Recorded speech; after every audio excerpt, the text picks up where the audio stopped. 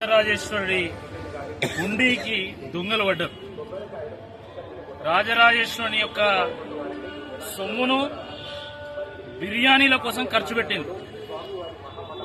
ముఖ్యమంత్రి, ఉప ముఖ్యమంత్రి, మంత్రివర్యులు, శాసనసభ్యులు, శాసన మండలి సభ్యులు మొత్తం 100 మంది కోసము హైదరాబాద్ లో ఉన్నటువంటి 5 స్టార్ హోటళ్ల నుండి ప్లేటుకు 32,000 రూపాయలు స్వయంగా రాజన్న సొమ్మును వాడిల్లు. ఎవడబ్బా సొమ్మని వాడుతున్నావు నువ్వు? రాష్ట్ర ముఖ్యమంత్రి రేవంత్ రెడ్డి గారు చెప్పాలి. వేములవాడ రాజన్న సొమ్ము అది భక్తుల కానుక. భక్తులు వ్యవసాయం చేసుకుని, కూలి పని చేసుకుని,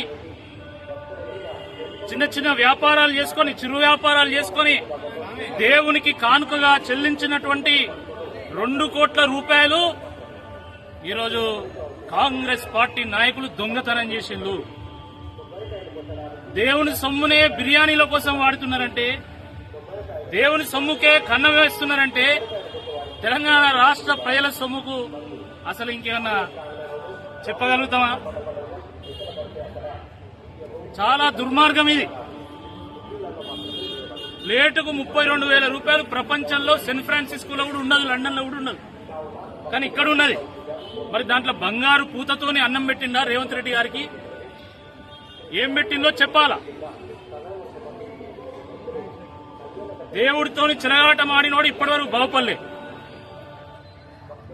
కాబట్టి ఈ సందర్భంగా రాష్ట్ర ప్రభుత్వాన్ని మేము హెచ్చరిస్తున్నాం. ఒకవేళ గనక మీరు రాజరాజేశ్వరి సొమ్ము గనక వాడుకుంటే తక్షణమే రాష్ట్రంలో ఉన్నటువంటి శివభక్తులకు క్షమాపణలు చెప్పి ముక్కు నేలకు రాసి ఆ రాజరాజేశ్వరికి తిరిగి చెల్లించాల్సిందే ఈ సందర్భంగా మేము డిమాండ్ చేస్తా ఉన్నాం. లేదంటే తప్పకుండా శివుడు 3వ కన్ను తెరుస్తాడు, భస్మమైపోతాడు, జాగ్రత్త అని చెప్పి ఈ సందర్భంగా కాంగ్రెస్ పార్టీ నాయకులను హెచ్చరిస్తా ఉన్నాం. ఈ రాష్ట్రాన్ని సాధించినటువంటి పార్టీగా వేములవాడ రాజన్న దగ్గర ముడుపు కట్టినటువంటి కేసీఆర్ గారి కార్యకర్తలుగా తప్పకుండా రాజన్న సొమ్ము వసూలు చేసేంత వరకు బీఆర్ఎస్ పార్టీ కార్యకర్తలు నిద్ర పోరు పోరు పోరు అని చెప్పి ఈ సందర్భంగా హెచ్చరిస్తున్నాం. రాష్ట్ర ముఖ్యమంత్రి ఇకనైనా స్పందించాల్సిందా, దేవాదాయ మంత్రి కొండ సురేఖ గారు ఇకనైనా స్పందించాల్సిన ఈ సందర్భంగా మేము డిమాండ్ చేస్తున్నాం.